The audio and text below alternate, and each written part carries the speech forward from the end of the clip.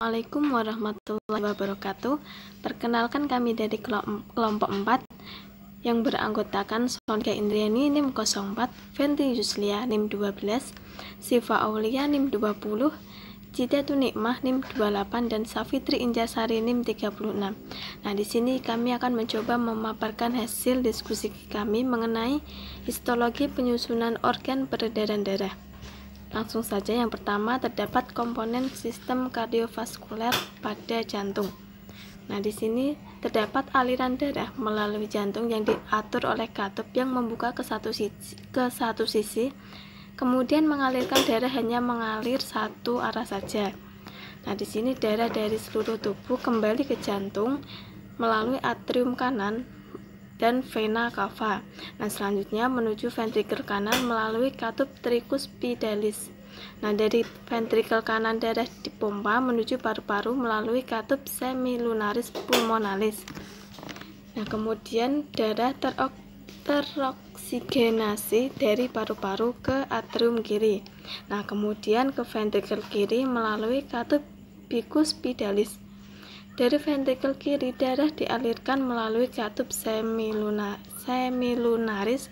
aorta ke aorta, kemudian dialirkan ke seluruh tubuh. Selanjutnya, struktur histologi jantung dan berbagai pembuluh darah. Nah, jantung terdiri dari 4 ruang jantung yang dipisahkan oleh sekat-sekat jantung. Nah, 4 ruang jantung tersebut adalah atrium kanan, atrium kiri, ventrikel kanan, dan ventrikel kiri. Nah, ruang jantung ini terbentuk karena adanya sekat interventrikular dan sekat atrioventrikular. Pada sekat atrioventrikular terdapat 2 buah katup jantung, yaitu katup tricuspidalis dan katup bicuspidalis. Disebut tricuspidalis karena terdiri dari 3 lempengan katup, dan disebut bicuspidalis karena terdiri dari 2 buah lempengan katup. Nah, atrium kanan dan kiri memiliki ukuran yang sama. Demikian juga ventrikel kanan dan kiri. Nah, atrium dibatasi oleh otot jantung dan sekat yang tipis, sedangkan bagian ventrikel dibatasi oleh otot jantung dan sekat interventrikular yang tebal. Nah, 4 ruang jantung ini dilapisi oleh lapisan endotel, endokardium, miokardium, dan 2 lapisan perikardium. Nah, katup jantung sesungguhnya merupakan perluasan cincin fibrosa atrioventrikular yang terdiri dari jaringan ikat fibrosa yang dilapisi endotel pada kedua sisi. Darah mengalir di dalam jantung ke satu arah, dari sisi kanan ke kiri. Hal ini dimungkinkan karena adanya katup-katup jantung yang akan mencegah aliran darah balik. Katup-katup ini hanya mengizinkan darah mengalir dari atrium ke kanan ke ventrikel kanan, dan dari atrium kiri ke ventrikel kiri. Nah, darah di dalam jantung ini mengalir dalam satu arah. Kemudian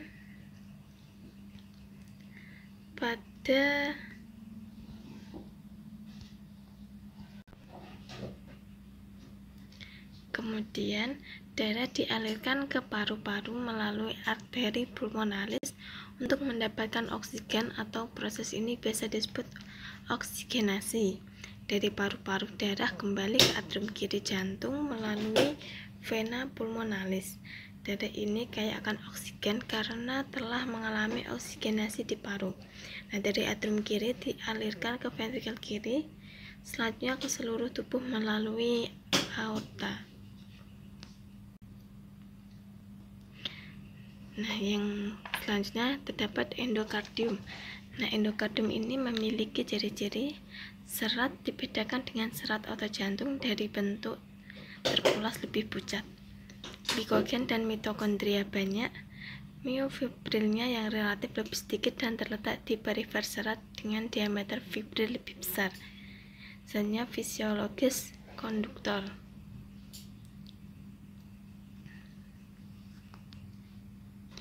Selanjutnya miokardium. Ciri-ciri dari miokardium: yang pertama, kardiomyositokontraktil yang berkonstruksi untuk memompa darah melalui sirkulasi. Yang kedua, kardiomyosit mioendokrin yang menghasilkan faktor retikatrium.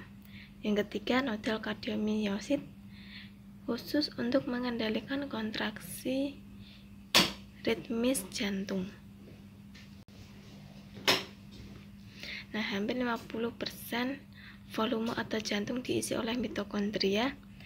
Energi yang dikonsumsi besar, energi disediakan oleh glikogen dan trigliserida. Memiliki persediaan mioglobin sangat banyak, diameter 15 mm dan panjang 80 mm, dengan inti 1-2, letaknya di tengah yang berbentuk oval. Nah, sel otot jantung bercabang dan saling beranyaman yang teratur dalam lamina-lamina. Retikulum sarkoplasma otot jantung tidak membentuk siderna terminal dan tidak seluas pada otot skelet. Ujung kecil RS terletak dekat tubulus T kalsium ekstraseluler, dapat mengalir melalui tubulus T hipertrofi jantung. Sel otot menjadi lebih panjang dan lebih besar diameter. Sel otot jantung yang mati akan digantikan oleh jaringan ikat fibrosa. Selanjutnya, perikardium. Perikardium ini terdiri dari fibrosa dan serosa. Nah, ciri-ciri dari fibrosa: pertama, jaringan ikat pada irregular. Yang kedua, kuat dan kurang elastis. 3, mencegah overstretching, kontraksi jantung. Keempat, melindungi jantung. 5, mempertahankan jantung tetap pada posisi atomisnya. Nah, pada serosa memiliki ciri sel epitel squamous simplex atau mesotel dan jaringan ikat fibroelastika. Yang kedua, memiliki pembuluh darah, saraf, dan adiposit. Yang ketiga, menghasilkan cairan sebagai pelumas.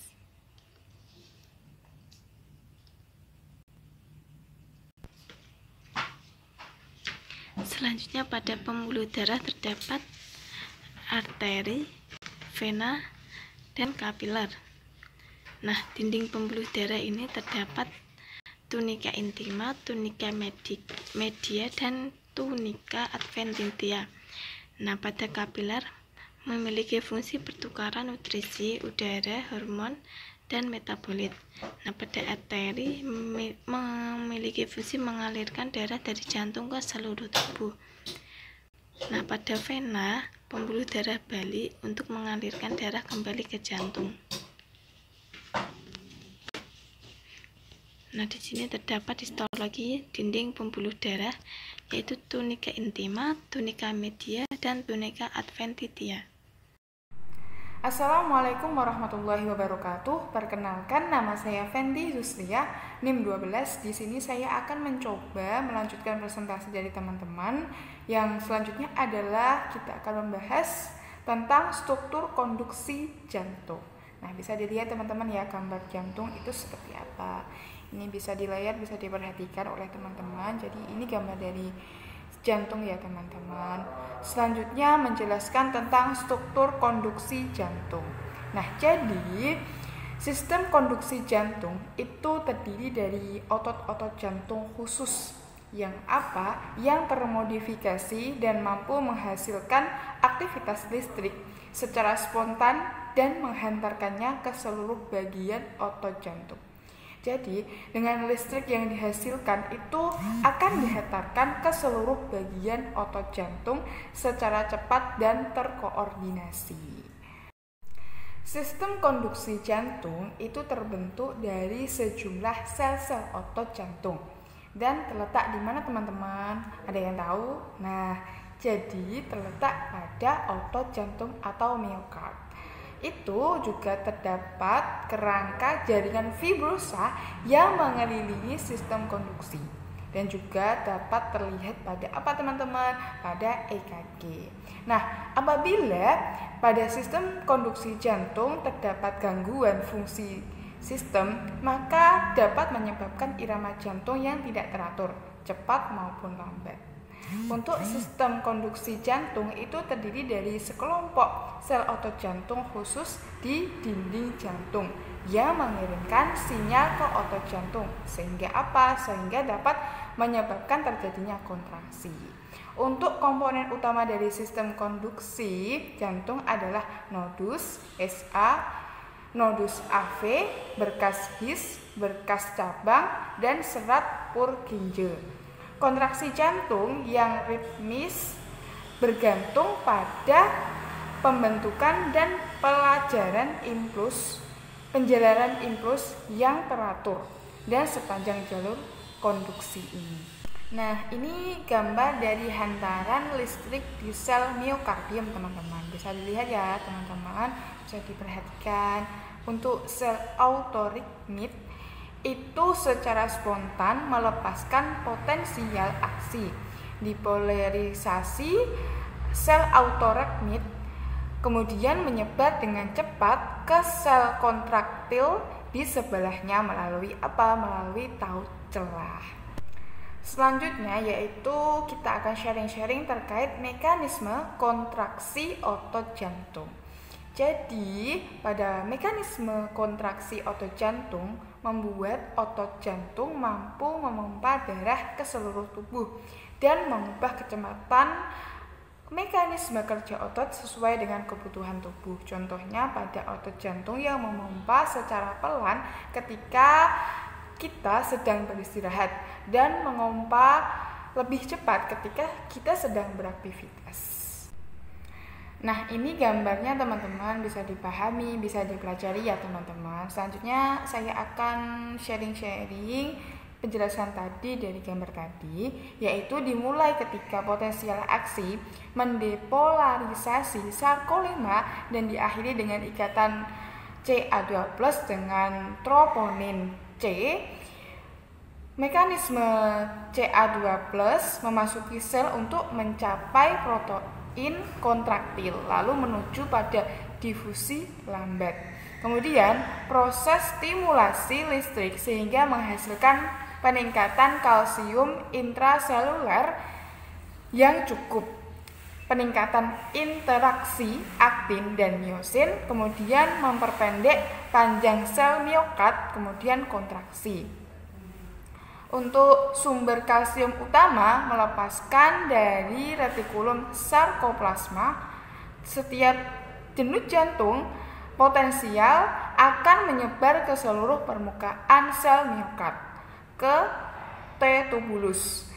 Eksistasi menyebar ke bagian dalam setiap sel miokard. Demikian yang dapat saya sampaikan, kurang lebihnya saya mohon maaf. Terima kasih. Assalamualaikum warahmatullahi wabarakatuh. Perkenalkan, nama saya Siva Aulia, NIM 20 dari kelas Statistik Biologi A. Di sini saya akan melanjutkan penjelasan dari Mbak Fenty mengenai struktur histologi berbagai jenis pembuluh darah. Nah, di sini ada pembuluh darah, bisa dilihat gambarnya. Langsung saja. Yang pertama yakni pembuluh arteri. Ini ada 3. Satu, yang pertama ada arteriol. Arteriol merupakan pembuluh arteri yang berukuran paling kecil atau cabang yang paling kecil. Yang kedua itu ada arteri sedang, disebut juga arteri muskular karena pada bagian tunika medianya itu banyak tersusun oleh otot-otot polos sirkular. Yang ketiga itu ada arteri besar atau aorta. Itu arteri yang berukuran paling besar ya, sehingga tidak mempunyai lapisan tambahan yang membatasi dinding dengan tegas. Nah, di sini ada gambar-gambar dari pembuluh arteri. Ini ada arteriol, ada arteri besar dan arteri kecil atau arteri sedang. Selanjutnya itu arteria elastopika. Ini arterinya ini mempunyai serat-serat elastis. Nah, di saat sistol ini langsung ke dinding arteri elastis meregang, lalu menambah diameternya itu langsung menambah. Pada saat diastol, dinding arterinya itu elastis mengerut kembali dan memaksa darah bergerak melalui pembuluh darah. Selanjutnya itu ada arteria myotipika. Ini berfungsi untuk pengendalian tekanan darah melalui vasokonstriksi dan vasodilatasi lumen. Saraf ini saraf simpatis SSO. Selanjutnya ada yang kedua, ini ada pembuluh kapilar. Itu ada endotelium dan perikitus. Fungsinya untuk pertukaran gas, metabolit, nutrien, dan produk limbah antara darah dan jaringan.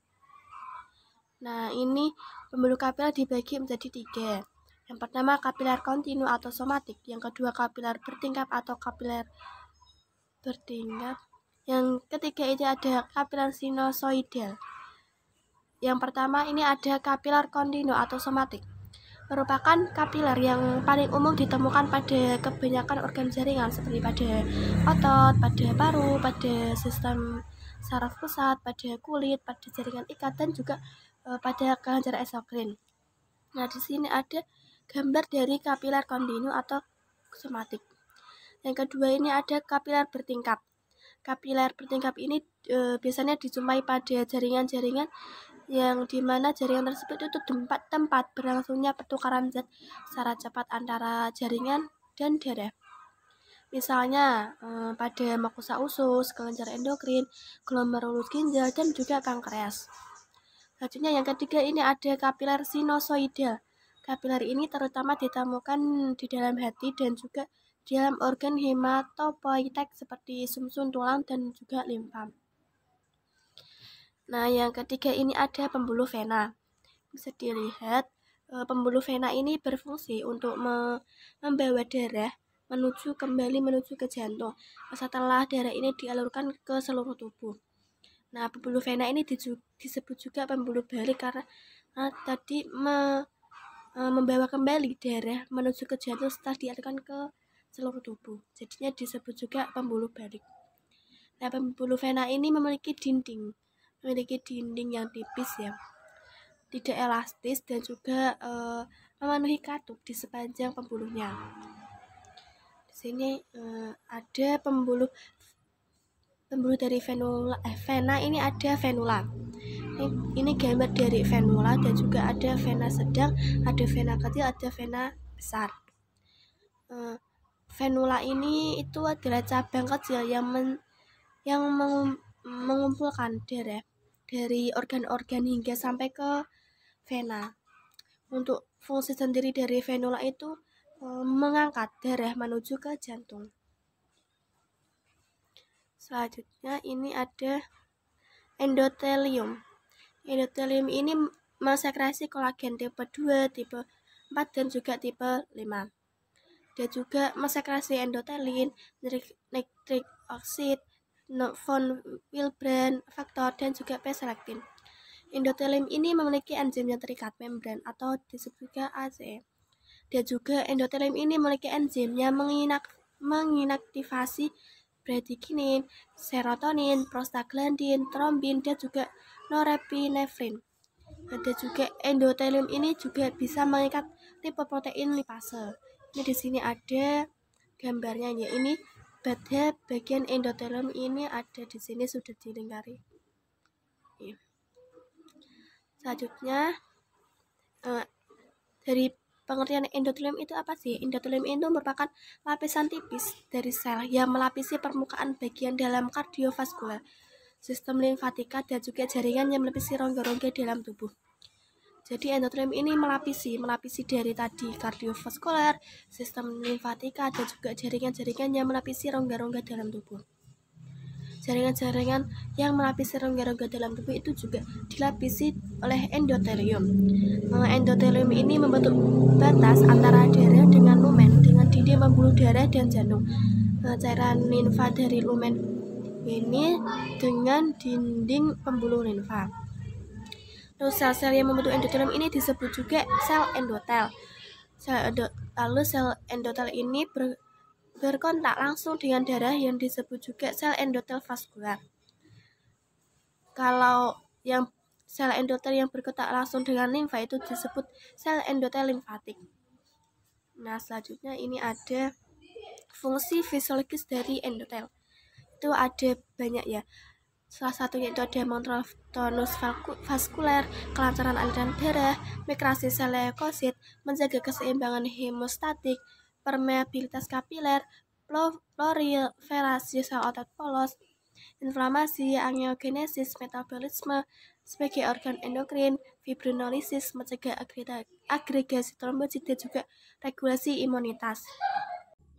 Baik, saya Hidatun Nikma NIM 28 akan melanjutkan penjelasan mengenai vasa vasorum. Jadi vasa vasorum ini merupakan pembuluh dari pembuluh darah kecil yang masuk menembus dinding pembuluh darah. Nah, kita bisa melihatnya ya di gambar itu ada vasa vasorum. Dia itu ada di dalam, dia merupakan pembuluh dari pembuluh. Nah, vasa vasorum ini memberikan metabolit-metabolit untuk tunik adventitia dan media karena lapisan-lapisan aorta terlalu tebal untuk diberi makanan oleh difusi dari aliran darah. Nah, selanjutnya akan dijelaskan oleh Mbak Safitri. Assalamualaikum warahmatullahi wabarakatuh. Perkenalkan, nama saya Safitri Injersari, NIM 36. Nah, di sini saya akan menjelaskan mengenai histofisiologi sistem sirkulasi. Nah, untuk histofisiologi sistem sirkulasi ini ada 4 bagian atau 4 macam. Yang pertama kapiler, arteriol, arteri sedang, dan arteri besar. Untuk kapiler sendiri mempunyai dinding permeabel dan fungsi difusi O2, CO2, serta metabolik. Kapiler merupakan pembuluh kecil dengan dinding sangat tipis yang menghubungkan arteriol dengan venula. Pembuluh kapiler disebut juga dengan pembuluh pertukaran. Karena pembuluh ini bisa dilewati darah bersih yang membawa oksigen dan nutrisi ke seluruh jaringan tubuh dan bisa juga menerima zat sisa dari tubuh. Untuk dinding permeabelnya mempunyai fungsi seluruh zat boleh masuk lewat membran sel untuk masuk dalam sel. Untuk fungsi difusi O2 CO2-nya ini berfungsi memisahkan O2 dengan CO2 di alveolus. Nah, metaboliknya sendiri mempunyai arti serangkaian reaksi kimia yang dibutuhkan oleh tubuh untuk menjaga kelangsungan hidup, termasuk dalam proses produksi energi. Untuk yang kedua, arteriol. Arteriol ini merupakan pembuluh arteri yang berukuran paling kecil, yang mempunyai dinding tebal dan berfungsi membawa transfusi darah ke organ lain. Untuk yang ketiga, arteri sedang. Arteri sedang disebut juga dengan arteri muskular karena pada bagian tunika medianya banyak tersusun oleh otot polos sirkular. Dalam arteri sedang ini terdapat pada sistem saraf, otot, dan berfungsi menyalurkan darah ke organ. Untuk yang terakhir, arteri besar. Arteri besar ini atau aorta merupakan arteri yang berukuran paling besar, sehingga tidak mempunyai lapisan tambahan yang membatasi dinding dengan tegas. Untuk seratnya elastis dan aliran darahnya bersifat kontinu. Nah, di gambar juga bisa dilihat untuk kapiler sendiri mempunyai arti dinding yang sangat tipis. Nah, itu bisa dilihat kapilernya sangat tipis dan juga arteriol serta arteri sedang dan arteri besar bisa dipahami baik-baik ya. Nah, cukup sekian penjelasan dari saya. Kurang lebihnya mohon maaf. Wallahualam.